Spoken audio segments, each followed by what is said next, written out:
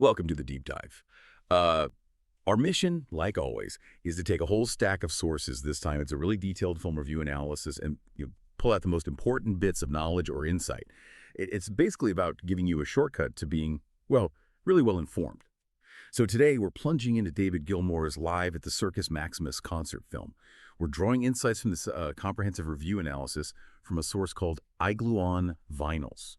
Now, for those of you who maybe like me are pretty deep into Gilmour's work, this film offers something unique. I was lucky enough to see the tour live, actually, at the Hollywood Bowl, 2 nights even. But the review we looked at really highlights how this film gives you this sort of omniscient perspective. It's a chance to relive it, but from angles you just couldn't get live. The review itself calls it a pilgrimage, and that feeling, that sense of revisiting something special but with new eyes, that's kind of a core idea here. The film creates this powerful temporal echo, like you're stepping back in time, seeing the music interact with this, ancient place. That's a really interesting way to put it, especially capturing a live event on film. That's always a challenge, isn't it? So for you listening, what's that feeling like walking into a cinema for a concert film? Does the review talk about that? Is it the same buzz as a real gig or something else? And yeah, for people who know Gilmour well, what does the review say the film adds? What insights does it offer that maybe even someone who was there might have missed? Yeah, the review definitely says it's a different kind of buzz, more like a heightened visual and auditory expectations, less raw energy, more focused anticipation, maybe. And speaking of heightened things, let's talk about the opening. The review really flags this as striking. It doesn't kick off with a big chord or a wide shot, no. Instead, it's just this powerful knowing close-up of David Gilmour. Before a single note, his presence just fills the screen. The On Vinyls review put it perfectly, calling it an unspoken declaration of his legendary status, like he's just saying it without words. And it points out how the audience in the cinema immediately got applause, cheers, like everyone was nodding along. This choice, the review notes, was really key in setting this tone of reverence right from the start. That is a bold choice. Really bold. Does the review touch on whether that could, verge on being maybe a bit too much? How did the film pull it off so it felt like reverence, like the review says, and not just self-important? And does it mention if many artists today could do that, pull off that kind of opening, or is that a gravitas you only get with that generation of rock icons, with decades behind them? Well, the review basically argues it's Gilmour's sheer gravitas that makes it work. It creates this instant connection, almost spiritual. And that reverence, it extends beyond him to the place itself, the Circus Maximus. The review is clear. From the very first frame, this isn't just a backdrop. It actually calls it a character in the performance. And you see why. These breathtaking drone shots gliding over the ground where chariots used to race, it's stunning.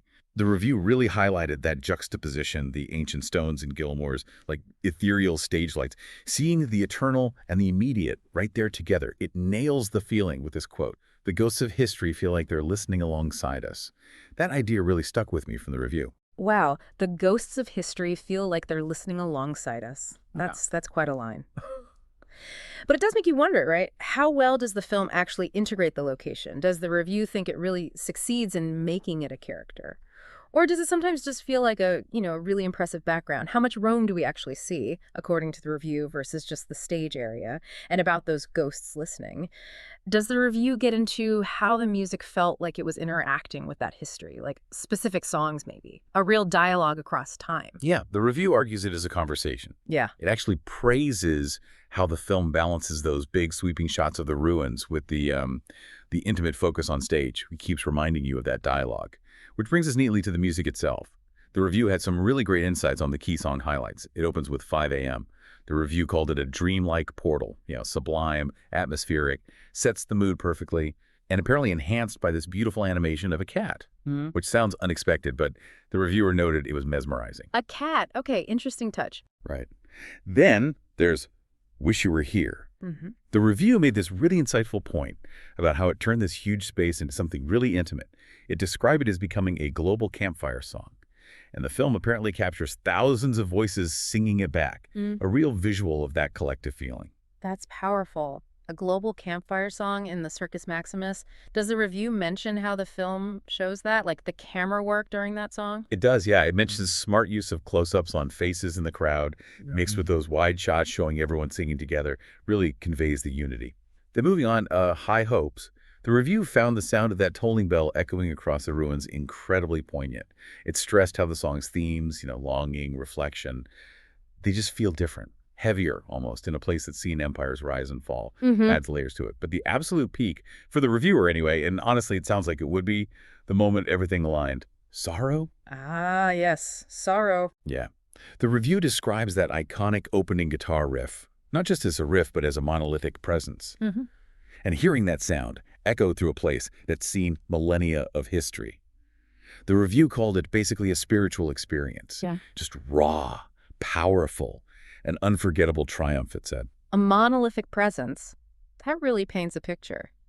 Did the iGlue on Vinyl's review mention the sound system? Specifically for a track like Sorrow, like with IMAX sound, can you actually feel that weight the way you're describing?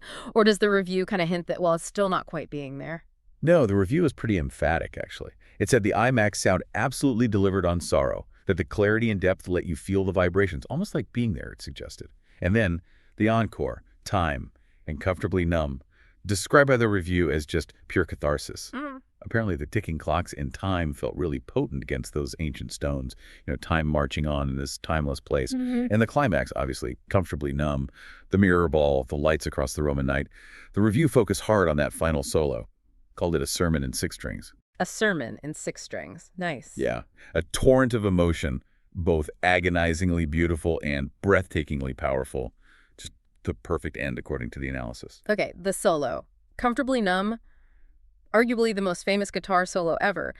How does the review rate this version compared to, all the legendary live recordings out there? And does it talk about how seeing it on that huge screen, seeing every little nuance of his playing, does that add something fresh for someone who knows the solo inside out and thinking about the whole show?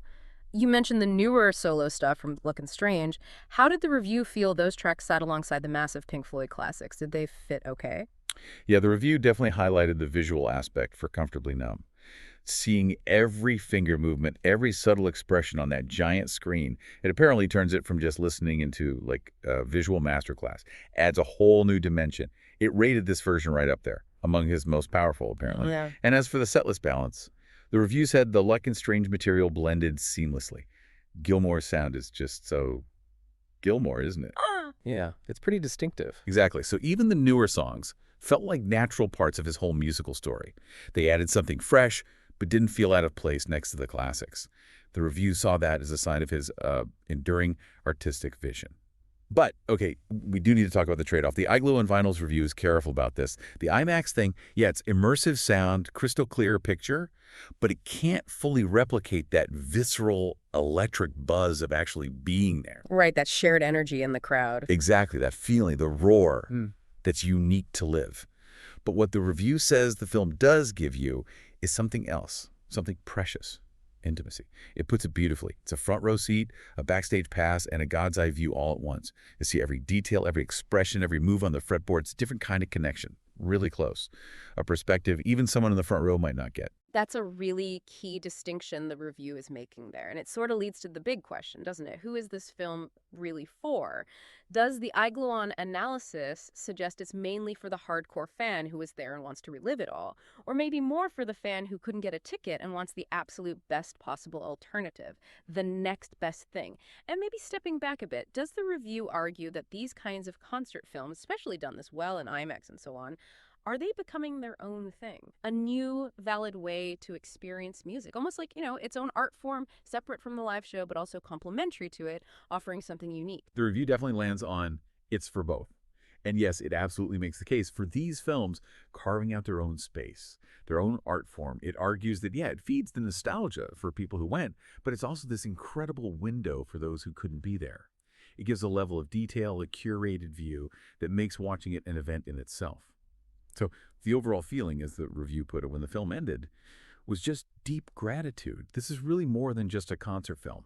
It's framed as this beautifully crafted testament to an artist still absolutely on top of his game, making timeless music in a timeless city. Quite an achievement. The review just nailed it with the final line. I felt it too. It wasn't just a movie. It was magic. It was magic. That's a powerful final word from the review. So, okay, final verdict time for our listeners, pulling from your experience and this dive into the analysis. Is Live at the Circus Maximus something any music fan should see, even if they're not deep into Gilmour or Floyd? Or does the review kind of imply it's more for the initiated, the diehards? And thinking about what the review highlighted, what's maybe the one image or perhaps sound from the film that you think will really stick with people after they've seen it? I think the review ultimately positions it as essential viewing for any serious music fan, honestly. Even if you're new to Gilmour, it's presented as just a masterclass in combining performance and film and the image that lingers. Based on the review's emphasis, probably that wide shot, the ancient Circus Maximus lit up by the stage lights with that huge sorrow rib echoing through it. That picture. Yeah, that's a profound image to leave with. And this whole film, this whole experience, it brings up something fascinating about using historical venues like this. Think about it, ancient sites like the Circus Maximus, paired with contemporary art like music. It creates this really powerful conversation between the past and the present, doesn't it? It adds new layers of meaning, both to the music and to the history of the place. Just imagine for a second, how could other artists, maybe from totally different genres, use incredible historical settings like this to elevate their own work, create something truly unique, unforgettable, something that goes way beyond a normal venue. It's like this dialogue across centuries that we, as the audience, actually get to witness and be part of. Really something to think about.